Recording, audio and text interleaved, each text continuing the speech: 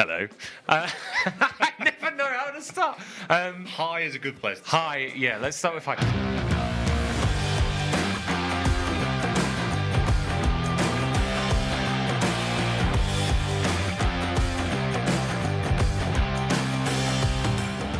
My name's Ted. And I'm Chris. And welcome to, I think we decided to call this Human Up, which... We did, yeah. And the reason, maybe I'll explain the reason as to why we want to call it Human Up. I personally think about, this is a series of conversations about being a man, being a bloke, being a lad, whatever you want to call it. Lads. In 2024. Yeah. And both myself and Chris, but myself in particular, I always think I'm a bit outside of the norm, I think, for what makes a man. And, we talked about this before, right? Like, neither of us have worker hands. Nope. I'm awful at DIY. I literally don't even... I've never used a drill, nor do I own a drill. I've never put a shelf up in my life.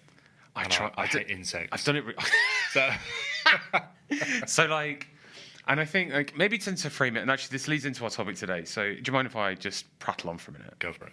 So, one of the things I've always found, and both at work and also at home, is I'm always feel a bit outside of the norm of the other blokes I know. Yep. Football's a really easy one to talk about there. I have never been inspired by football. Even as I grew up in the northwest of England, right? So I grew up just outside of Liverpool in a sense. So football, everyone was mad for football. Yeah. Man United were big, Liverpool were big, Everton was up and coming before Man City got all that money put into it. But everyone's football mad, and I just wasn't into it. No. And as I've reflected upon it, I have come to understand why. As a child, I was diagnosed with both dyslexia and dyspraxia. So the consequence of which is if I'm reading and writing really hard and I can't catch a ball, nor can I kick a ball. So when I was trying to play football, I was just crap. Yeah. I couldn't do it. I just couldn't, I can't connect the two things together. And I think then that led on to me then not being, because I can't get involved with the sport, I couldn't really feel passionate about it. And then when you compare it with some of the other things I get into, like playing games or music, which I am good at, all of a sudden all my passion and energy goes there. Yeah. But what I found then as I got into sort of the modern workplace in particular, but also just as I grew up with other men around, that made me kind of outside of the norm. And a chat around a table about, did you see that ludicrous display last night, like IT crowd style? I can't contribite to that. And I always found that a little bit weird. Yeah, I mean, I've always been into football because I was actually reasonably okay at playing it. So that was a bit of maybe the competitor in me more than anything else. But definitely the conversations around stereotypical ladness about girls and all that sort of stuff. I'm like, have you seen that girl? Look at the tits on that. I'm like, should we be talking about women that way? Or, do you know what I mean? I've always been that kind of mindset. I don't drink beer. I don't drink at all anymore, but I've never drunk beer. Never smoked, none of that stuff. I'm just kind of, I like to watch nice documentaries, and I like to sit on the sofa with my wife, and I like to play games and be competitive with different things. But, I've never really subscribed to that stereotypical man, laddie culture. Really not for me. No. But I think that's okay, right? Well, of course it is. It's more than okay. It's who you are. Yeah, it's who you are, exactly. And actually, I didn't know about your dyslexia and dyspraxia. Have we not talked about it before? No, we haven't. Oh, okay. So this has been a fun thing I have had to learn. So I had to learn to catch a ball as a child. I remember having lessons of how to do hand-eye coordination, which is really weird. But and I've never actually used to talk about it at all, because I always thought dyslexia in particular is one of those things that's just so common. Yeah. And so many people, my father definitely has it, my mother has it, my sister, both my sisters have it. And I just kind of I got extra time in exams. I was that was kind of the only impact of it. The dyspraxia was one I've kept really hidden because it generally has a stigma to it around neurodiversity, and I actually tell you what it really is. I used to get called a Malco. Do you know what that No, so that's the first someone who's being malcoordinated, which is a very I won't say the word, but there was a lot of I've been called a lot of things because I drop things, knocked into things, bash things. It's never been that coordinated. Sure. And so I was kind of hid it away. As I've grown up though, I'm 37 now, it just doesn't matter. I'm clumsy. I bash into things. My handwriting's terrible and whatever. But I clearly can function in the world around it. Well, treat me as a complete novice here. Dyslexia, I'm a little bit more familiar with. Dyspraxia, I've heard of, and I possibly think I know what it means, but treat me as like a complete... Yeah, so my brain can't really associate what my limbs are doing properly. So, like, my actual... Which is fascinating as someone who's actually a drummer. Well, because that's where my brain was going. Yeah. How do you manage to do that? Drums is... So, I can't play piano properly because I can't move my fingers in the right way. I tried for hundreds of hours to try and get like finger placements right, and I just can't do it. Drums are big. Okay. Without being funny. Yeah. So like your range of influence. If you think about a cymbal, there are lots of ways you can play a cymbal. You're hitting it with the stick, and you hit it in different positions and with different ways. But the tolerance for getting things wrong on it is really broad. Okay. You can be like. I'll never be a world-class drummer because of it. It prevents me from getting to a certain level. But at the same time, if I compare that with like guitar, so my guitar plays awful, and I've played a lot of guitar, and like I am blocked by a brain barrier that I have, where I cannot move my fingers in the way I want to fast enough. Yeah. I can learn shapes and I can do it, but I cannot intuitively do it in the way that other people can. So it's been it's a frustration around it. But I found music was a lot easier and forgiving, frankly, than something like sports. You should see my golf game, man. It's awful. Yeah, I mean, I don't think I've got dyspraxia or dyslexia, but I'm also terrible at golf. So I think that was today. The reason I bring it up is today's topic is about neurodiversity among men, and like as someone who has got an element of it. It feels again. We talked about vulnerability on the last episode. I feel very vulnerable saying that I'm neurodiverse because I think in the modern world it's so broad, and it's especially with the advent of when I look at how social media talking about things like ADHD all the time, there are loads of really complex things floating around, especially then when you wrap it in with like masculine vulnerability. Yeah. And I think like it gets really challenging. It really does, yeah. And actually, neurodiverse as a term, I suppose, in the mainstream feels fairly recent to me anyway. Like, I certainly don't remember people talking about it that long ago. So I'm curious to know, as a kid, like what does a diagnosis look like? What was happening in your world that So I was like 6, so like my memory of the process is pretty scatty. But like I remember I had someone would come around the house, and we would do exercises with hands and putting things in places and putting blocks in things. I remember really struggling. This is going to sound really funny. It took me a long time to get onto proper Lego because I couldn't do the fine tune. I was obsessed with it, but it took me a long time to learn how to do it. So I started with Duplo a lot, and and then tried Meccano for a bit, and I just couldn't do all of the like fiddly things. And this is when I say I'm bad at DIY, like part of the problem is I get very frustrated with myself because I know I have watched videos on people doing it. I have had people explain to me how to do it. I have sat and watched both my father-in-laws and my father do it for me. And then when I go to do it, just doesn't work. Like I cannot orientate my hands or my fingers in the way that I'm trying to do. And it is unbelievably frustrating. And I think that's where that's where my biggest challenge is with. It's not necessarily with the actual dexterity. It's with the frustration from the lack of dexterity. Interesting, yeah. And then to go into like a drumming world, a music world, like that for me feels like this outlet of energy that you've had built up, and the frustration you've got built up elsewhere, so you can release it in something else. Because I've got a competency actually. So like, do you know what? This is going to sound really dumb. The hardest thing I struggle with at home is when I change the bed, I can't do the buttons. Mate, do not get me started on buttons. I can't do it though. My fingers can't do I watch my wife, and she'll just like, it takes a second. There are two things in this world I hate the most. One is buttoning bloody duvet covers, and the second thing is putting away washing. So someone out there might know this. I've never come across it. And if it exists, please someone send something to me. Why do we not have zips on our duvet covers? Oh, it's to do with the washing. It scratches the inside of your washing machine. I'm willing to spend more money on washing machines than to spend what feels like 12 hours trying to button up these buttons. But actually, it literally drives me mad. Okay, so I hate it. Really glad I'm not alone, and nor is it just my neurodiversity that is the cause of root frustration. Yeah, but now you're making me think maybe I've got an undiagnosed like condition of like not hitting buttons on duvets.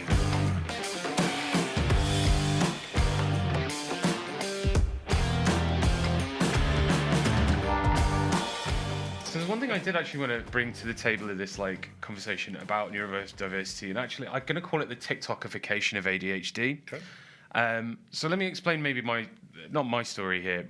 My wife has been formally diagnosed with ADHD. It started because she saw a load of content on TikTok that was talking about signs of ADHD. And I have seen this content, and frankly, I exhibit a lot of the same symptoms and signs.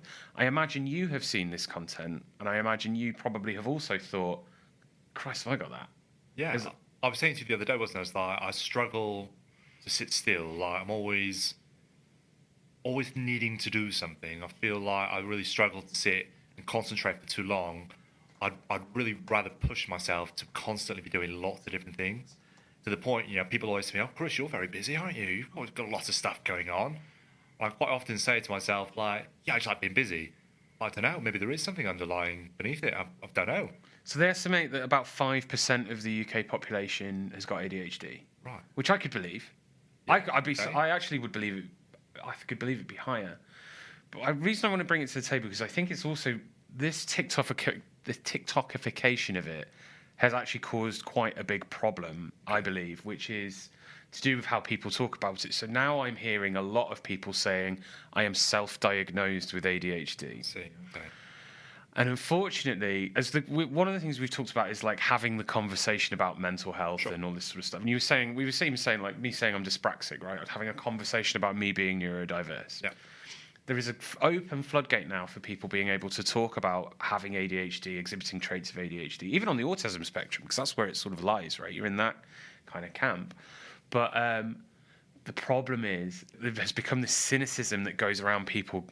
People observe other people going, well, I think I've got ADHD. I have all the symptoms of ADHD. I am self-diagnosed as ADHD. People sit there and just go, shut up. And I think it's damaging in lots of ways. And maybe it's worth unpicking a bit, but like I think it just particularly then when we look at it through the lens of man, yeah, I think it makes it even harder to then come forward and go, maybe I have got this problem. Maybe I need to get it checked out. Maybe it is worth spending the time, energy, or money doing. Yeah, I guess so. I mean, I wouldn't even know where to start. Like, if I suspected, like, where do you start? So you start with your GP. Like the standard process with the NHS would be to go to your doctor. You can't. What's interesting, if you go saying, I think I've got ADHD, they'll go, well, what are your symptoms? And then you talk about it. They won't really do a lot unless you say, I have crippling anxiety. Right. Okay. Like it has to be something debilitating. The NHS isn't really well set up for it. It's one of the reasons it's so undiagnosed. Like it's just first off, it's got a stigma about it about being a men's thing. So like young boys get ADHD. We are, restless, anxious, can't sit still. Like you were saying, like that's the perception of it. My wife's symptoms are completely different. She articulated it to a doctor. They went, okay, yeah, maybe you've got it, but it's going to take us at least 2 years to diagnose you. 2 years. Yeah. So then she went through her workplace. I can't remember the exact. It's like not an EAP, but like a workplace wellbeing provider who gave us some private medical support, and that ended up going to ADHD UK. And then you have to go. So once you get the diagnosis, it ended up taking about 8 months, which is like a number of different consultations and time periods. They then come back with a yes. We're like, great, we have got formal diagnosis of ADHD. So there's two sort of routes to solve it. That you've got you either do talking therapy or drugs or a combination of the two. Sure. Those are your two routes out, or routes to stability. Moreover, rather than it's not a cure, it's not a disease, it's a condition. From your perspective, obviously, as the man in the relationship, what's your role there in kind of supporting her? Like, what do you do to try and support her? Listen is the big one. Like, and I think really listen, not just do the like. Oh yeah, okay, cool. You like that? It's trying to like be present where I need to be present and be really present about it. And it's also then comes with the other one has been patience. And I'm not saying like everyone in a relationship, it's ups and downs. It's not all it's neither good nor bad. It's always just this mess of a beautiful thing.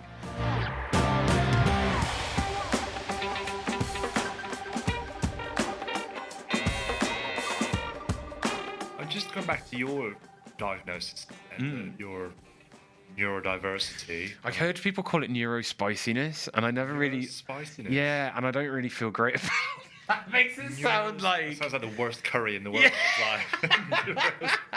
But yeah, sure. What impacts that had on you in the workplace? Oh man! So first one is just my handwriting. No one can read it. Like, which sounds really trivial, but like when I started work, like computers were still pretty new, so like I was still dealing with paper stuff, and like it was just a nightmare. As soon as I moved on to computers, that's fine. So I do all my comms and all my note take. I can't write in a notebook; it's useless to me.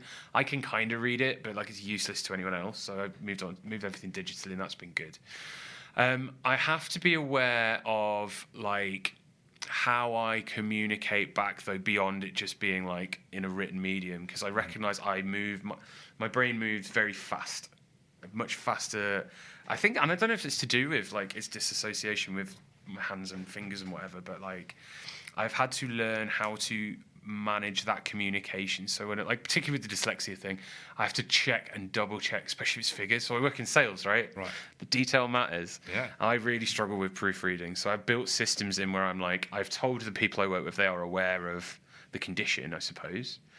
And we have a set of processes whereby when I send out work, I just want someone to eyeball it and just tell me I do not trust my brain enough because of a medical condition to that this is correct. I'm going to need a second pair of eyes, and it's fine. That works. I think outside of that, then it's not actually been that difficult, if I'm honest, because I've just hidden it. I never talked about it and just kind of got on with it. Yeah, you kind of just mask it and just get along with it. I think it's an interesting point about you've obviously said you've told people. I've told people now, yeah. At work.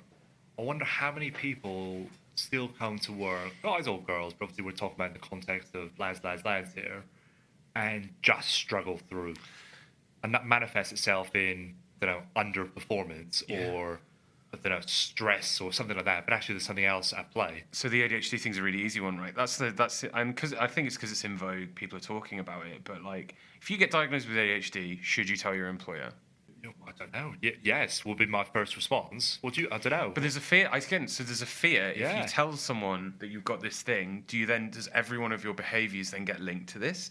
Yeah. If you have, is it going to somewhat stigmatise your ability to do your job in the workplace?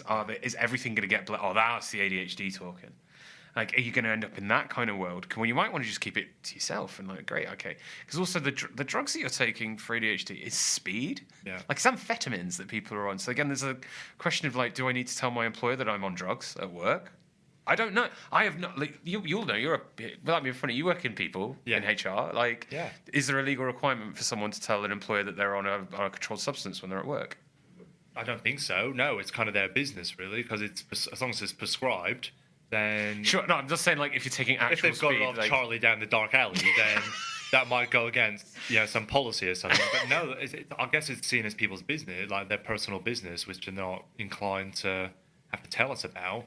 I guess my hope and desire would be in 2024, more people are more comfortable that their workplace will support them rather than stigmatize them or make them feel less than who they are. But I know there's going to be a ton of businesses out there that are still coming through that journey, and it'll put people off talking about it, right? Because I think, well, like, it's like anything when you self-identify with it, like, or even just have it as part of your persona, as it were. So, like, I wouldn't want to be known as dyspraxic Ted. No. I would hate that. It would actually really hurt my feelings if people thought of me that way. And do you think that's how people would think of you, though? I think when I was a kid, like, because I never talked, like, I hid it. They would just, like I said, like, they just call me names. Yeah. And I am very, very vulnerable about it because I have had bad experiences of people going through that. So then when it comes to, like, the modern workplace, you're like, do I really want to do I want to continue putting it out, or like, do I tell people about it? And actually, again, I'm in a privileged position where I feel like I've gotten to a point with it where I'm like, it's just who I am. Yeah. Like, I'm not afraid of it. I'm not scared of the thing. But I could see why men in particular wouldn't want to come to work and say, I have this condition. Because it's like saying, like, if you came to your employer and said, like, I've actually just been diagnosed with autism, like, are you going to be known as the autie guy? Like, because that's how the world where I grew up in, that's what people would have said. And they would have been mean. Like, kids would have been mean about it. And you worry, like, when we come into the workplace, like, is it, like, I think we've moved on and things are better, but you still encounter it. Yeah, and you're still going to hit it. Particularly if you've experienced that when you're younger, right? Kind of shaped your fear and your potential outlook on life. Yes, I think about it in such a way as I wonder, like, if we talk about your career journey, junior career, when you're first getting into it, I imagine a lot of people then will be thinking, head down, work really hard, Yeah. get promoted, and then I don't know, is there a tipping point in career seniority where you get to a leadership level or maturity? Maybe it's in life rather than just career, where you just stop giving a shit, and it's kind of like you are more comfortable to embrace the good and the not so good, or the whatever it is within you. So you start talking about it more openly. But in the early stages, you're afraid it's going to hold you back. Is that a thing? I hope that is the case. That hasn't been my journey. Okay. Mine has been much more actually about coming to work for businesses that are much more open about being vulnerable. Yeah. So actually, Reward Gateway was the beginning of it. Actually, coming away from working in the energy industry for nearly 10 years, which is corporate suits in the office. Wishy-washy feeling stuff doesn't exist. We don't talk about that. To coming somewhere where actually vulnerability was a superpower, which is how we were coached. Yeah. And I love it. For me, it was so refreshing. We talked at the beginning. We were talking about football at the beginning. I never felt stigmatized here at Reward Gateway about not being a football person. It never mattered because it was like, well, it doesn't matter. It's who you are. Yeah. You love Dungeons and Dragons. Great, go do that. Yeah. And it's your superpower. No one else is doing that, so that makes you interesting. Not it makes you weird. Maybe that's the tip. Maybe that's the tipping point. Is instead of it being it makes you weird, it's actually weirdness. As I've grown and matured, has become what makes people interesting. Yeah. What's the? Is it the Mad Hatter or the something that says all the best people are weird in Alice in Wonderland? Right. That sounds about right. Yeah. And I think I don't know. It's not wild to me, but equally it is. Because I work in a business now as well, which is really open to this sort of stuff. But still so much learning to do, right? Still always stuff we can learn and do differently. And I work in HR, and the HR profession has come a long way. But still so much education to happen, still so much deeper understanding about how we can support people, be attractive to people coming to work with you. I would imagine in this world, 2024 and beyond, with people being more educated, more able to find information about what companies really stand for, more able to find the scandals that companies have been involved with, I'd imagine a lot of people would deselect themselves from going to work in an organization that, on the face of it at least, is not inclusive or isn't accessible. And that could be down to how their careers page is structured and the images that are used, the interview process itself, the vibe you get when you speak to people that work in that organization. How many weird or amazingly different people or organizations missing out from if they don't accept that this stuff is what makes the world wonderful. This is what makes difference, right? This is what makes people more interesting, innovative, creative, all that sort of stuff. So you hear, there's been many famous dyslexics throughout the ages, and it's always been comes out as a creative superpower. You're able to disassociate certain things and reassociate other things. Was Einstein in there, or I don't know. There's I'm not going to ream off a list of famous names. If you're listening to this, go and Google it, and you'll see fascinating individuals who would fall in this neurodiverse spectrum who are interesting. But probably were also, when they were kids, were called weird. Yeah. Or troubled, or disruptive, or clumsy, impatient, all that sort of stuff. Chatty. I remember there's a guy I went to school with, actually. He was classic rowdy kid ADHD, right? And I think he was diagnosed with ADHD, actually, when we were kids. But I remember him, he got picked on a lot for being thick.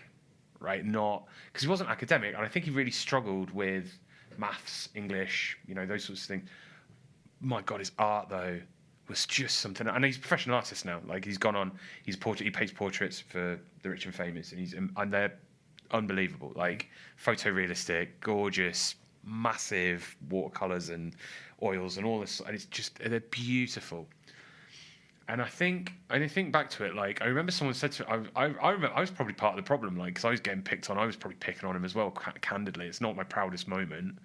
But, I remember saying to someone about it, and they were like, it doesn't matter. It doesn't matter, he's no good at maths, he's going to be an artist anyway. And I think maybe that's the way there's an education system maybe slightly failing us because it forced him still to go and do maths and English until he was 18 or when you can drop at 16, whatever the age was. But actually, would he have been better off just going, okay, I need a fundamental understanding of these things, sure, but actually been better off spending 50% of my time getting into the things that I'm good at? Yeah, and I think the education system that's a really it's such an antiquated way of looking at the world, right? And everyone's kind of forced through this same system. And you're right, if you have a difference in terms of the way you think or see the world, you're just treated as the chatterbox in the corner, or the one who won't pay attention, or the disruptive one. Or you get sent off to special school. Or you go to a special school, right? Which is equally stigmatized. Of course it is, yeah. It's wild. And then how does that translate into the workplace? Well, if childhood, I guess, shapes a lot of our adulthood thinking, right? You then come into the professional world potentially thinking that you are not normal, whatever normal is. And does that then set you up for the rest of your life in terms of your relationships, in terms of your how you interact with other people? Yeah, it probably does. And there's this whole thing about unlearning, right? Perhaps we need to unlearn some of the stuff we've learned over the last 20, 30, 40 years about trouble kids, disruptive kids, unlearn it and see none of that stuff is true. They're different. They think differently. They're wired differently.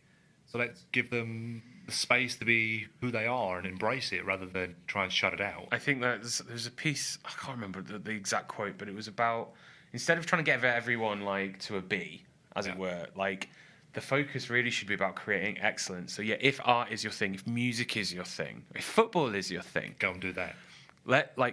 Let's help them be amazing at that. We're better off creating specialists, I believe. And I believe that's true. I'm more fulfilled as a specialist at the things I am good at, playing games, creating games for people and playing music to people. And, that fulfills me and fills my soul because of and maybe it is like, what's the Dan Pink thing? He talks about what drives people in life, right? Autonomy, mastery, purpose. Yeah. Now, with music, I have autonomy and I have purpose, but finally I found a thing that gives me mastery. And maybe that's the thought. Maybe this is the closing thought for today, is around your neurodiversity, is discovering where can you find that level of mastery, and how, what does it give you? Yes, there are going to be detrimental things and challenges I'm going to call them disabilities that you get with whatever your level of neurodiversity is, whether it's self-diagnosed, actually diagnosed, whatever it is you're afflicted with. Actually finding the thing that you can master in some capacity through that, and really owning that is just so much more fulfilling and fills your cup up much stronger than struggling and failing just because it's what everyone else is doing. Love that. Don't bother trying to fit in. Just be you, right? Just be you. Love it.